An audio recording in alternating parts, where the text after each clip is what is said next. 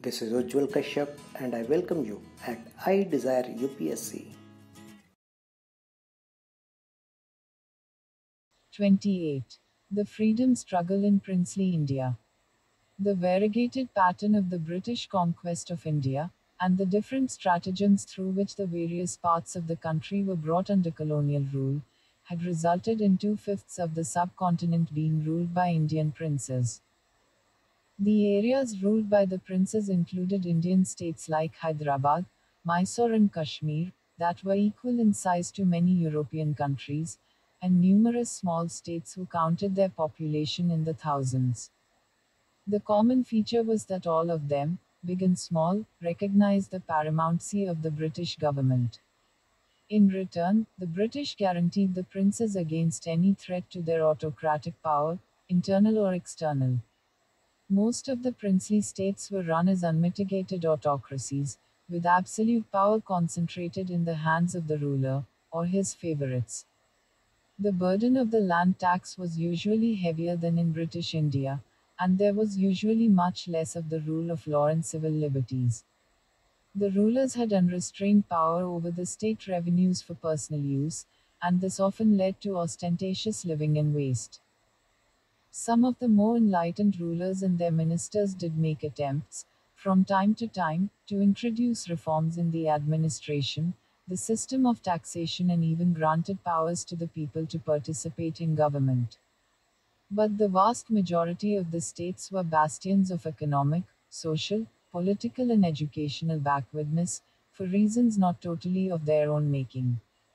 Ultimately, it was the British government that was responsible for the situation in which the Indian states found themselves in the 20th century. As the national movement grew in strength, the princes were increasingly called upon to play the role of bulwarks of reaction. Any sympathy with nationalism, such as that expressed by the Maharaja of Baroda, was looked upon with extreme disfavor. Many a potential reformer among the rulers was gradually drained of initiative by the constant surveillance and interference exercised by the British residents. There were honorable exceptions, however, and some states, like Baroda and Mysore, succeeded in promoting industrial and agricultural development, administrative and political reforms, and education to a considerable degree. The advance of the national movement in British India, and the accompanying increase in political consciousness about democracy, responsible government, and civil liberties had an inevitable impact on the people of the states. In the first and second decade of the 20th century, runaway terrorists from British India seeking shelter in the states became agents of politicization. A much more powerful influence was exercised by the non-cooperation and Khilafat movement launched in 1920. Around this time and under its impact, numerous local organizations of the states' people came into existence. Some of the states in which Praja Mandals or states' people's conferences were organized were Mysore, Hyderabad, Baroda, the Kathiawar states, the Deccan states, Jamnagar, Indore, and Navanagar. This process came to a head in December 1927 with the convening of the All India States' People's Conference (AISPC), which was attended by 700 political workers from the states. The men chiefly responsible for this initiative were Balwant Mehta, Maniklal Kothari, and G.R. Abhyankar. The policy of the Indian National Congress towards the Indian states had been first enunciated in 1920 at Nagpur when a resolution calling upon the princes to grant full responsible government in their states had been passed. Simultaneously, however, the Congress, while allowing residents of the states to become members of the Congress, made it clear that they could not initiate political activity in the states in the name of Congress but only in their individual capacity or as members of the local political organizations. Given the great differences in the political conditions between British India and the states, and between the different states themselves, the general lack of civil liberties including freedom of association, the comparative political backwardness of the people, and the fact that the Indian states were legally independent entities, these were understandable restraints imposed in the interest of the movements in the states as well as the movement in British India. The main emphasis was that people of the states should build up their own strength and demonstrate their capacity to struggle for their demands. Informal links between the Congress and the various organizations of the people of the states, including the AISPC, always continued to be close. In 1927, the Congress reiterated its resolution of 1920, and in 1929, Jawaharlal Nehru, in his presidential address to the famous Lahore Congress, declared that the Indian states cannot live apart from the rest of India. The only people who have a right to determine the future of the states must be the people of those states. Point 1 In later years, the Congress demanded that the princes guarantee fundamental rights to their people.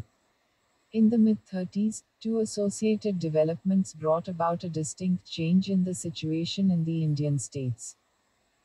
First, the Government of India Act of 1935 projected a scheme of federation in which the Indian states were to be brought into a direct constitutional relationship with British India and the states were to send representatives to the federal legislature.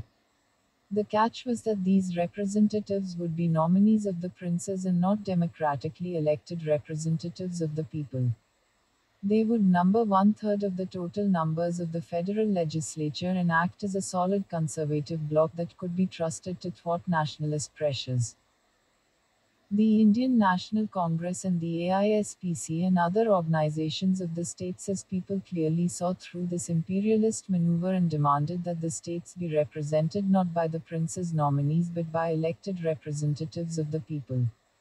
This lent a great sense of urgency to the demand for responsible democratic government in the states. The second development was the assumption of office by Congress ministries in the majority of the provinces in British India in 1937. The fact that the Congress was in power created a new sense of confidence and expectation in the people of the Indian states and acted as a spur to greater political activity. The princes too had to reckon with a new political reality. The Congress was no longer just a party in opposition but a party in power with the capacity to influence developments in contiguous Indian states. The years 1938–39, in fact, stand out as years of a new awakening in the Indian states and were witness to a large number of movements demanding responsible government and other reforms. Praja Mandals mushroomed in many states that had earlier no such organizations. Major struggles broke out in Jaipur, Kashmir, Rajkot, Patiala, Hyderabad, Mysore, Travancore, and the Orissa states. These new developments brought about a significant change in Congress policy as well. Whereas, even in the Haripura session in 1938, the Congress had reiterated its policy that movements in the states should not be launched in the name of the Congress but should rely on their own independent strength and fight through local organizations. A few months later, on seeing the new spirit that was abroad among the people and their capacity to struggle, Gandhiji and the Congress changed their attitude on this question. The radicals and socialists in the Congress, as well as political workers in the states, had in any case been pressing for this change for quite some time. Explaining the shift in policy in an interview to the Times of India on the 24th of January 1939, Gandhiji said, "The policy of non-intervention by the Congress was, in my opinion, a perfect piece of statesmanship when the people of the states were not awakened. That policy would be cowardice when there is all-round awakening among the people of the states and a determination to go through a long course of suffering for the vindication of their just rights. The moment they became ready, the legal, constitutional and artificial boundary was destroyed." 2. Following upon this, the Congress at Tripuri in March 1939 passed a resolution enunciating its new policy. The great awakening that is taking place among the people of the states may lead to a relaxation, or to a complete removal of the restraint which the Congress imposed upon itself, thus resulting in an ever-increasing identification of the Congress with the states as peoples. 3 Also in 1939, the AISPC elected Jawaharlal Nehru as its president for the Ludhiana session, thus setting the seal on the fusion of the movements in princely India and British India. The outbreak of the Second World War brought about a distinct change in the political atmosphere. Congress ministries resigned, the government armed itself with the Defense of India rules, and in the states as well there was less tolerance of political activity. Things came to a head again in 1942 with the launching of the Quit India movement. This time the Congress made no distinction between British India and the Indian states, and the call for struggle was extended to the people of the states. The people of the states thus formally joined the struggle for Indian independence, and in addition to their demand for responsible government, they asked the British to quit India and demanded that the states become integral parts of the Indian nation. The negotiations for transfer of power that ensued after the end of the war brought the problem of the states to the center of the stage. It was, indeed, to the credit of the national leadership, especially Sardar Patel, that the extremely complex situation created by the lapse of British paramountcy, which rendered the states legally independent, was handled in a manner that diffused the situation to a great degree. Most of the states succumbed to a combination of diplomatic pressure, arm twisting, popular movements, and their own realization that independence was not a realistic alternative, and signed the instruments of accession. But some of the states like Travancore, Junagadh, Kashmir, and Hyderabad held out till the last minute. Finally, only Hyderabad held out and made a really serious bid for independence. To illustrate the pattern of political activity in the Indian states, it is instructive to look more closely at the course of the movements in two representative states, Rajkot and Hyderabad, one among the smallest and the other the largest, one made famous by Gandhiji's personal intervention and the other by its refusal to accede to the Indian Union in 1947, necessitating the use of armed forces to bring about its integration. Rajkot, a small state with a population of roughly 75,000, situated in the Kathiawar Peninsula, had an importance out of all proportion to its size and rank among the states of Western India, because Rajkot city was the seat of the Western India State Agency, from where the British political agent maintained his supervision of the numerous states of the area. Rajkot had enjoyed the good fortune of being ruled for 20 years, till 1930, by Lakhajirj, who had taken great care to promote the industrial, educational, and political development of his state. Lakhajirj encouraged popular participation in government by inaugurating in 1923 the Rajkot Prajapratinidhi Sabha. This representative assembly consisted of 90 representatives elected on the basis of universal adult franchise, something quite unusual in those times. Though the Thakur Sahib, as the ruler was called, had full power to veto any suggestion, yet under Lakhajirj this was the exception rather than the rule, and popular participation was greatly legitimized under his aegis. Lakhajirj had also encouraged nationalist political activity by giving permission to Mansukhlal Mehta and Amritlal Sheikh to hold the first Kathiawar political conference in Rajkot in 1921, which was presided over by Vithabhai Patel. He himself attended the Rajkot and Bhavnagar 1925 sessions of the conference, donated land in Rajkot for the starting of a national school that became the center of political activity, and, in defiance of the British political agent a resident, wore khadi as a symbol of the national movement. He was extremely proud of Gandhiji and his achievements, and often invited, the son of Rajkot, to the Darbar, and would then make Gandhiji sit on the throne while he himself sat in the Darbar. He gave a public reception to Jawaharlal Nehru during his visit to the state. Lakhajirj died in 1939, and his son Dharmendra Singh Ji, a complete contrast to the father, soon took charge of the state. The new Thakur was interested only in pleasure, and effective power fell into the hands of Dewan Virawala, who did nothing to stop the Thakur from frittering away the state's wealth, and finances reached such a pass that the state began to sell monopolies for the sale of matches, sugar, rice, and cinema licenses to individual merchants. This immediately resulted in a rise in prices and enhanced the discontent that had already emerged over the Thakur's easygoing lifestyle, and his disregard for popular participation in government is reflected in the lapse of the Pratinidhi Sabha as well as the increase in taxes. The ground for struggle had been prepared over several years of political work by political groups in Rajkot and Kathiawad. The first group had been led by Mansukhlal Mehta and Amritlal Sheth, and later by Balwantarai Mehta, another by Fulchand Shah, a third by Vrijilal Shukla, and a fourth group consisted of Gandhian constructive workers who, after 1936, under the leadership of UN. Debar, emerged as the leading group in the Rajkot struggle. The first struggle emerged under the leadership of Jaithalal Joshi, a Gandhian worker, who organized the 800 laborers of the state-owned cotton mill into a labor union and led a 21-day strike in 1936 to secure better working conditions. The Darbar had been forced to concede the union's demands.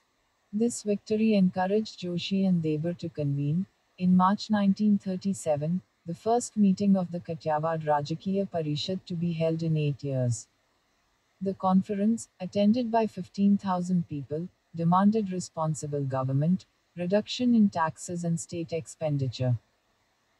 There was no response from the Darbar, and, on the 15th of August 1938, the Parishad workers organized a protest against gambling, the monopoly for which had been sold to a disreputable outfit called Carnival, at the Gokulashtami fair. According to a pre-arranged plan, the protesters were severely beaten with lathis, first by the agency police and then by the state police. This resulted in a complete hartal in Rajkot city, and a session of the Parishad was held on the 5th of September and presided over by Sardar Patel. In a meeting with Dewan Virawala, Patel, on behalf of the Parishad, demanded a committee to frame proposals for responsible government, a new election to the Pratinidhi Sabha, reduction of land revenue by 15%, cancellation of all monopolies or ijaras, and a limit on the ruler's claim on the state treasury.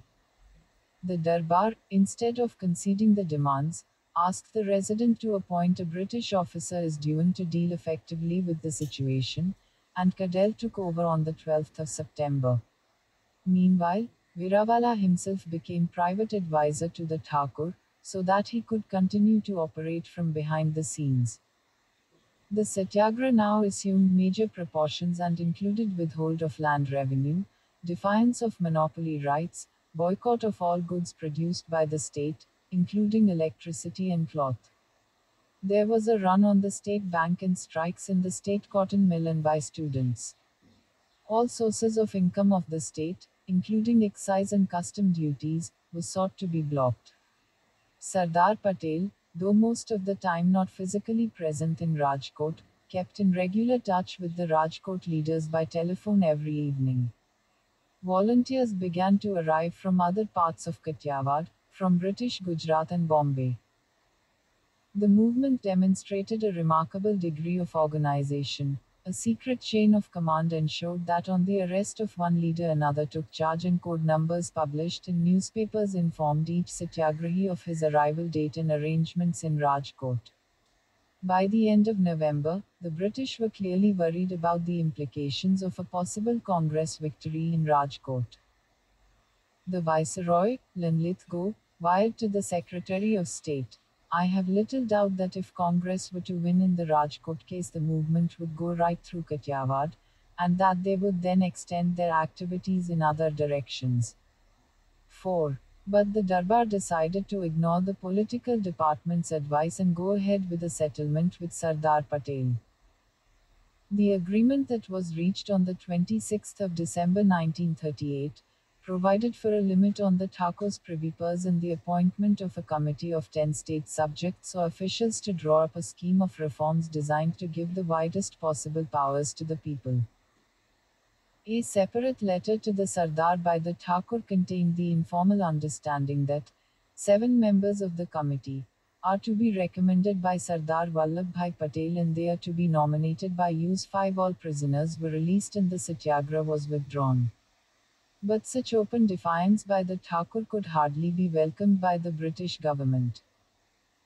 Consultations involving the Resident, the political department, the Viceroy and the Secretary of State were immediately held, and the Thakur was instructed not to accept the Sardar's list of members of the committee, but to select another set with the help of the Resident.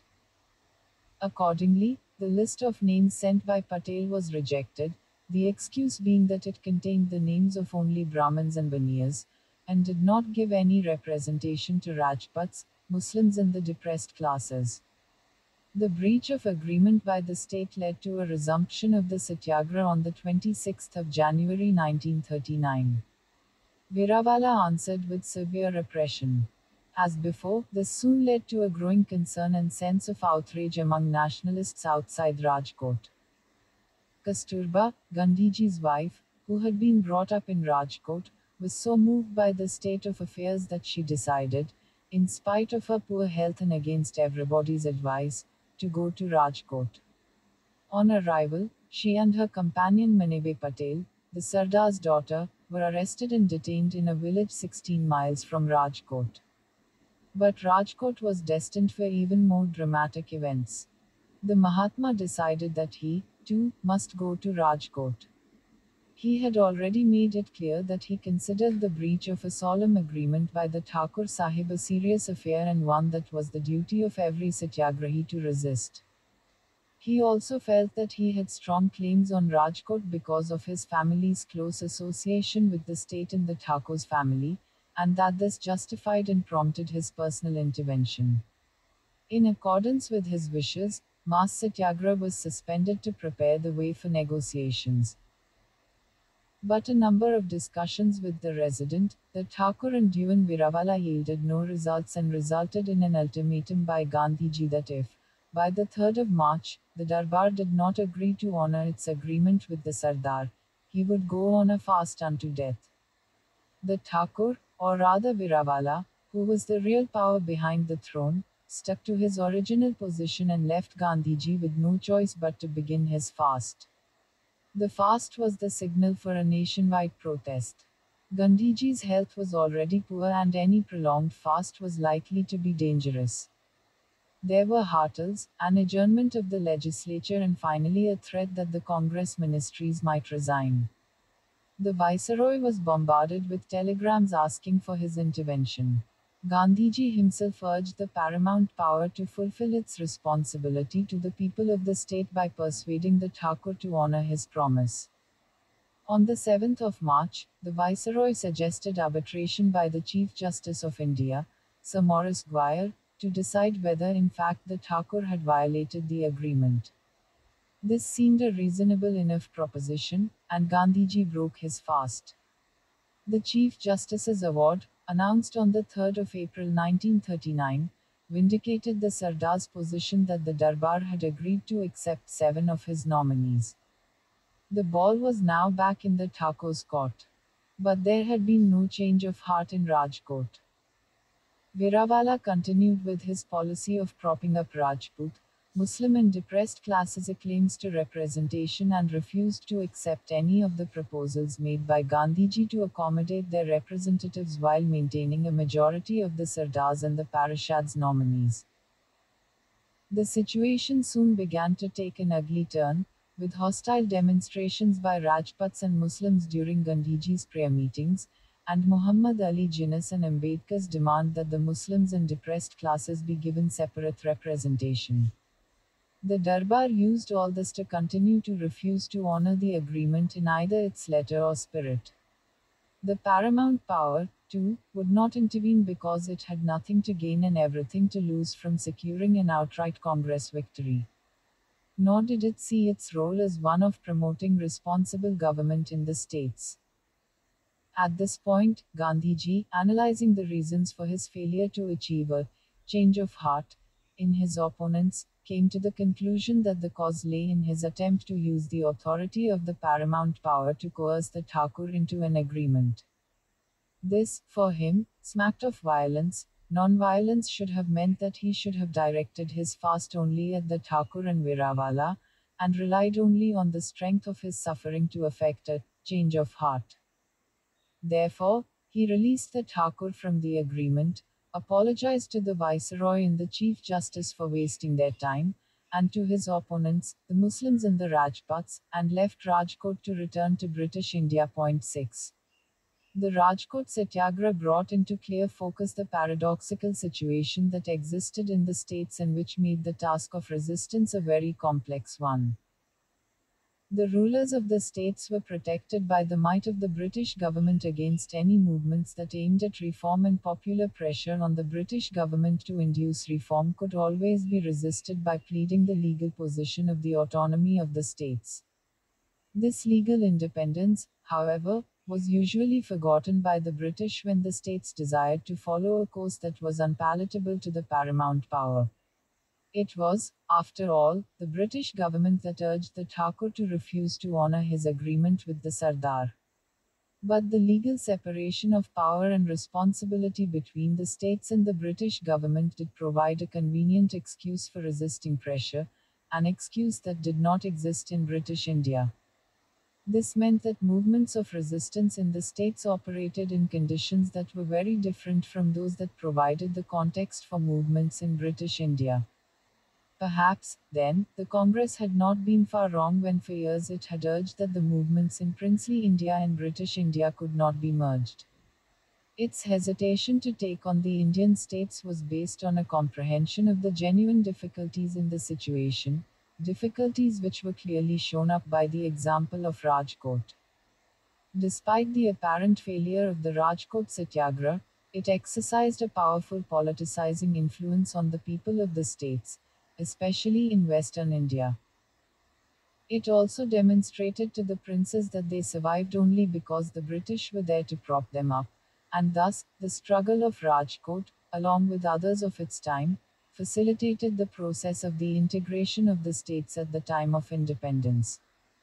Many a prince who had seen for himself that the people were capable of resisting would hesitate in 1947 to resist the pressure for integration when it came.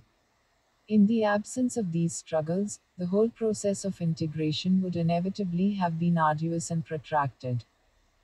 It is hardly a matter of surprise that the man who was responsible more than any other for effecting the integration in 1947-48 was the same Sardar who was a veteran of many struggles against the princes.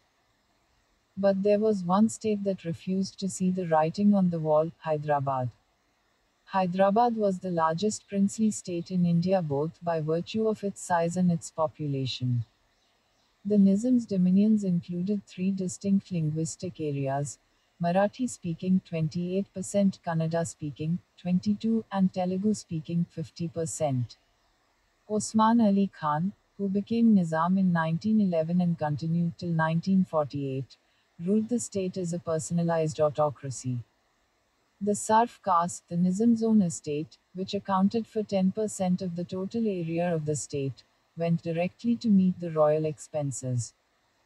Another 30% of the state's area was held as jigyas by various categories of the rural population and was heavily burdened by a whole gamut of illegal levies and exactions and forced labor or waithi. Particularly galling to the overwhelmingly Hindu population of the state was the cultural and religious suppression practiced by the Nizam. Urdu was made the court language and all efforts were made to promote it, including the setting up of the Osmania University. Other languages of the state, Telugu, Marathi and Kannada, were neglected, and even private efforts to promote education in these languages were obstructed. Muslims were given a disproportionately large share of the jobs in the administration, especially in its upper echelons. The Arya Samaj movement that grew rapidly in the 1920s was actively suppressed, and official permission had to be sought to set up a Havan Kund for Arya Samaj religious observances. The Nizam's administration increasingly tried to project Hyderabad as a Muslim state, and this process was accelerated after 1927 with the emergence of the Ittihadul Muslimin, an organization that based itself on the notion of the Nizam as the royal embodiment of Muslim sovereignty in the Deccan.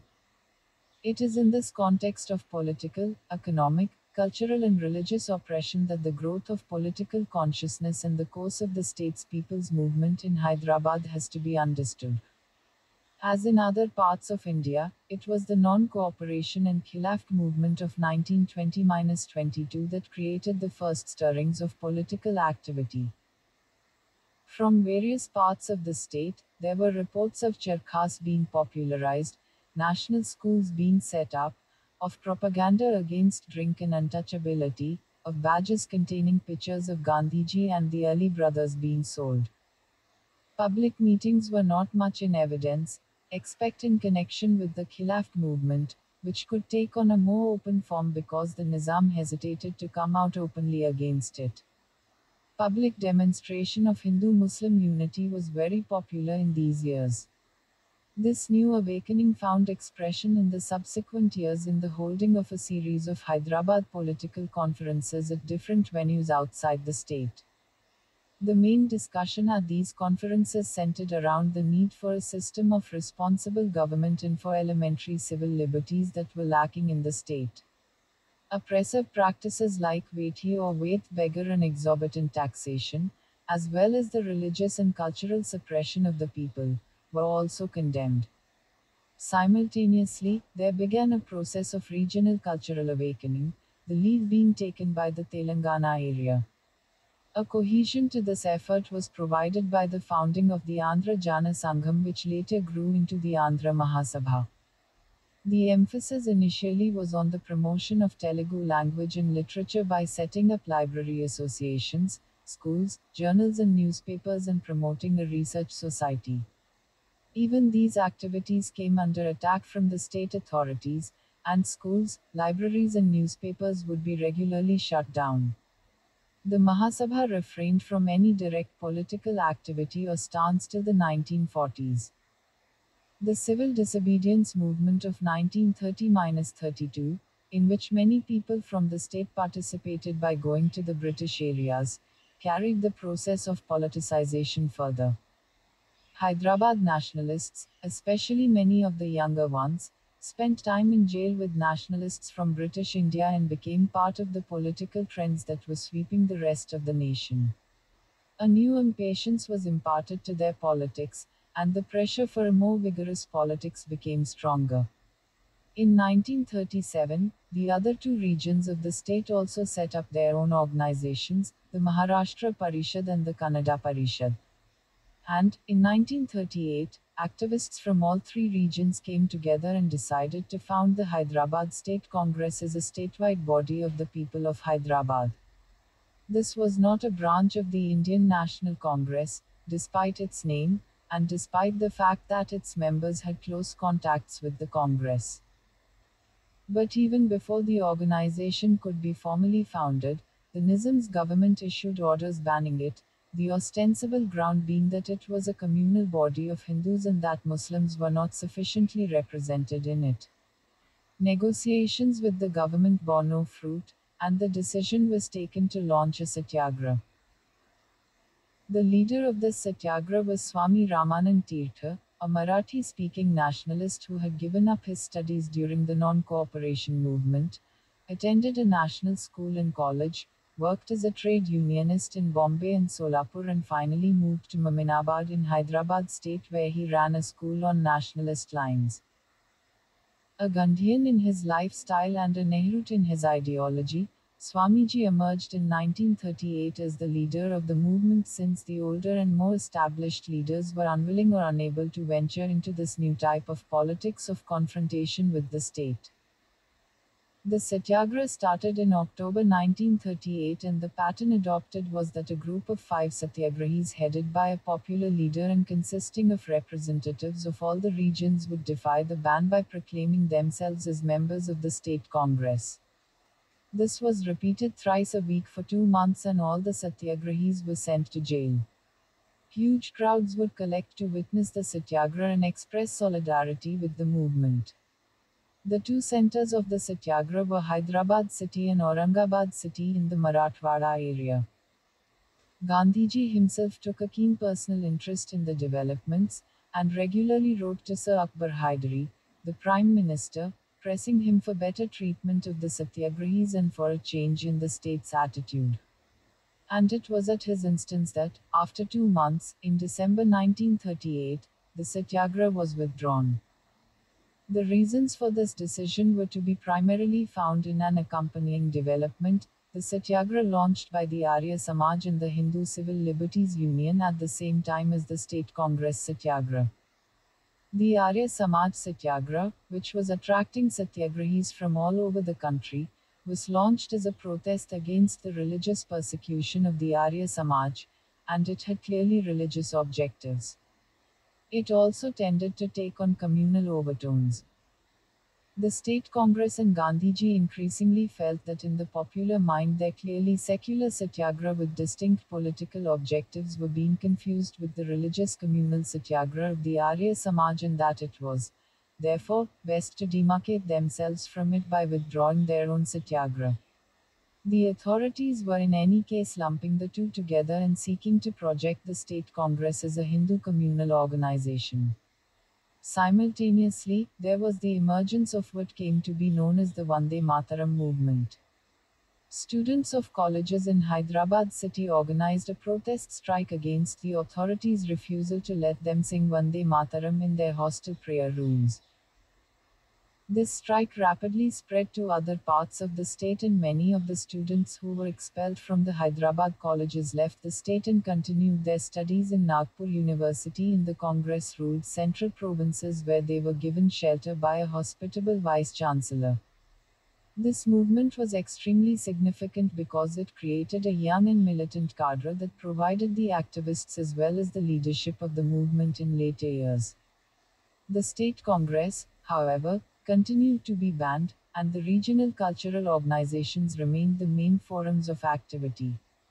The Andhra Mahasabha was particularly active in this phase, and the majority of the younger newly politicized cadre flocked to it. A significant development that occurred around the year 1940 was that Ravi Narayan Reddy, who had emerged as a major leader of the radicals in the Andhra Mahasabha and had participated in the State Congress Satyagraha along with B. Yella Reddy, was drawn towards the Communist Party. As a result, several of the younger cadres also came under left and communist influence, and these radical elements gradually increased in strength and pushed the Andhra Mahasabha towards more radical politics. The Mahasabha began to take an active interest in the problems of the peasants. The outbreak of the war provided an excuse to the government for avoiding any moves towards political and constitutional reforms. A symbolic protest against the continuing ban was again registered by Swami Ramananda Tirthar and 6 others personally selected by Gandhiji. They were arrested in September 1940 and kept in detention till December 1941. A resumption of the struggle was ruled out by Gandhiji, since an all India struggle was in the offing and now all struggles would be part of that. The Quit India movement was launched in August 1942, and it was made clear that now there was no distinction to be made between the people of British India and the states. Every Indian was to participate. The meeting of the AISPC was convened along with the AICC session at Bombay that announced the commencement of struggle. Gandhiji and Jawaharlal Nehru both addressed the AISPC Standing Committee, and Gandhiji himself explained the implications of the Quit India movement and told the committee that henceforth there would be one movement.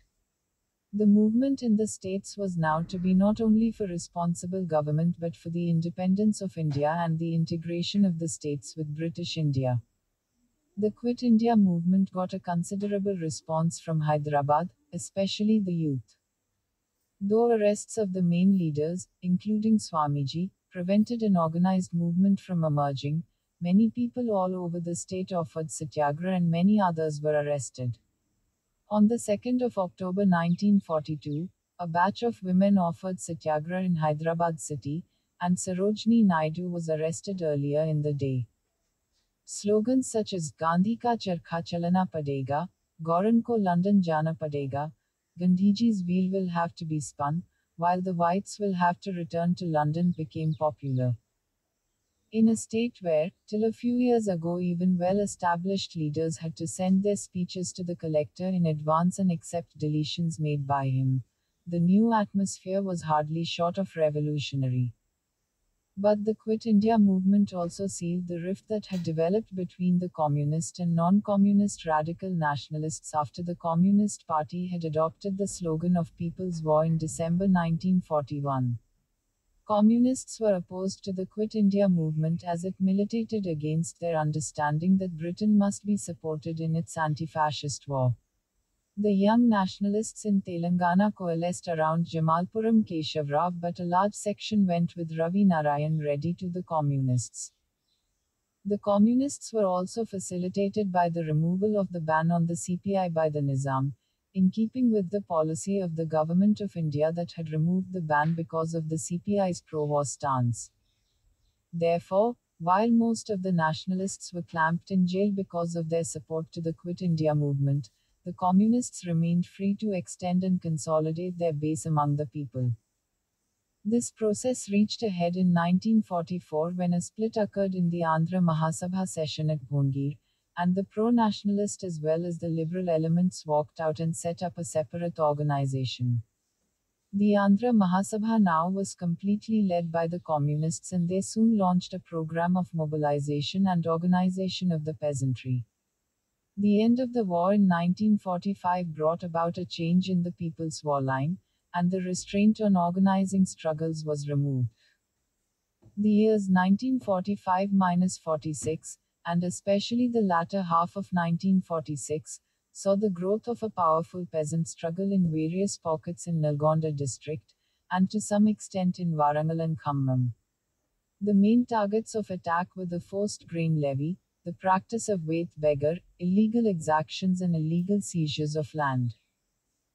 Clashes took place initially between the landlords Gundas and the peasants led by the Sangham, as the Andhra Mahasabha was popularly known, and later between the armed forces of the state police and peasants armed with sticks and stones. The resistance was strong, but so was the repression, and by the end of 1946 the severity of the repression succeeded in pushing the movement into quietude. Thousands were arrested and beaten, many died, and the leaders languished in jails.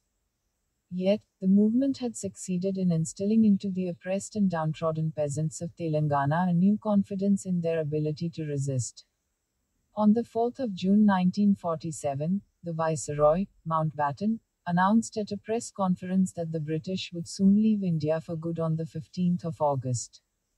On the 12th of June, the Nizam announced that on the lapse of British paramountcy he would become a sovereign monarch.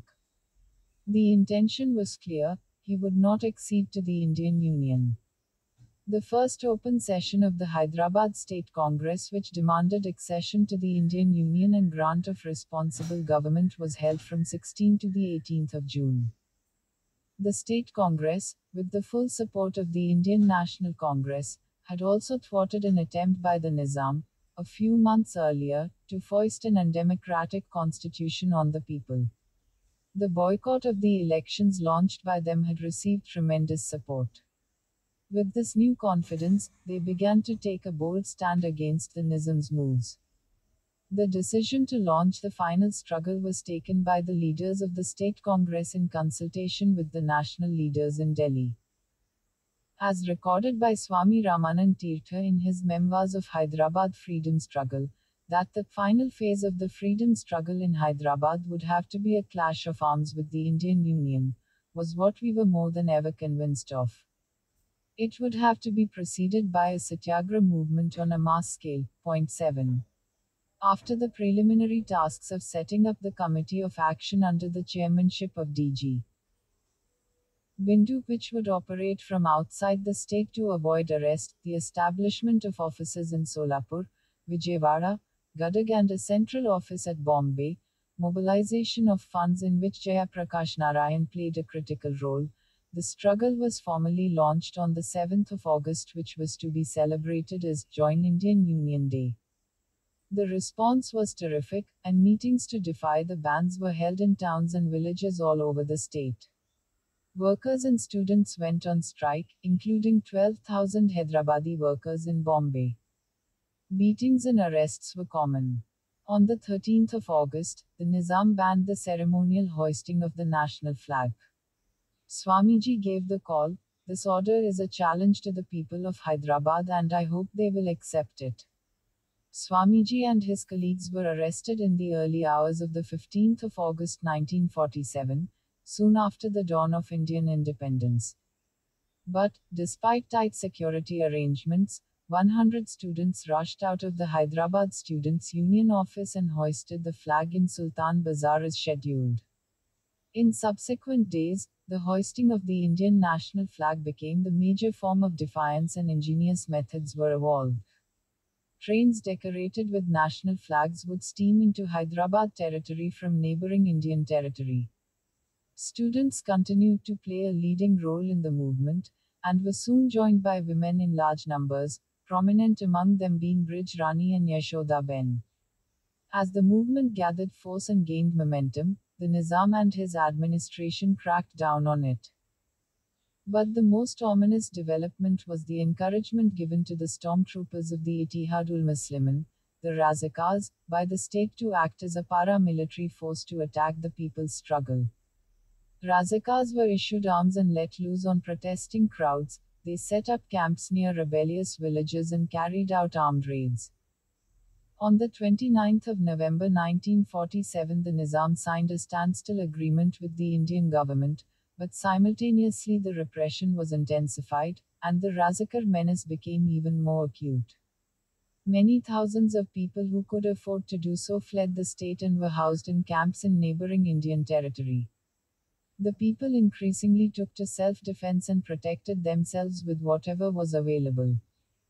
In organizing the defense against the Razakars and attacks on Razakar camps, the communists played a very important role, especially in the areas of Nalgonda, Warangal and Khammam that were their strongholds. Peasants were organized into dalams, given training in arms, and mobilized for the anti-Nizam struggle. In these areas, the movement also took an anti-landlord stance and many cruel landlords were attacked, some even killed, and illegally occupied land was returned to the original owners. Virtually all the big landlords had run away, and their land was distributed to and cultivated by those with small holdings or no land. The State Congress, too, organized armed resistance from camps on the state's borders. Raids were made on customs outposts, police stations, and Razakar camps. Outside the communist strongholds in the Telangana areas, it was the State Congress that was the main vehicle for organizing popular resistance. Over 20,000 satyagrahis were in jail and many more were participating in the movement outside. By September 1948, it became clear that all negotiations to make the Nizam accede to the Union had failed. On the 13th of September 1948, the Indian Army moved in and on the 18th of September the Nizam surrendered. The process of the integration of the Indian Union was finally complete. The people welcomed the Indian Army as an army of liberation, an army that ended the oppression of the Nizam and the Razakars. Scenes of jubilation were evident all over, and the national flag was hoisted. The celebration was, however, marred by the decision of the communists to refuse to lay down arms and continue the struggle against the Indian Union, but that is another long story that falls outside the scope of our present concerns. Point 8. The case of Hyderabad, and that of Rajkot, are good examples of how methods of struggle evolved to suit the conditions in British India, such as nonviolent mass civil disobedience or satyagrah, did not have the same viability or effectiveness in the India states. The lack of civil liberties, and of representative institutions, meant that the political space for hegemonic politics was very small, even when compared to the conditions prevailing under the semi-hegemonic and semi-repressive colonial state in British India. The ultimate protection provided by the British enabled the rulers of the states to withstand popular pressure to a considerable degree, as happened in Rajkot.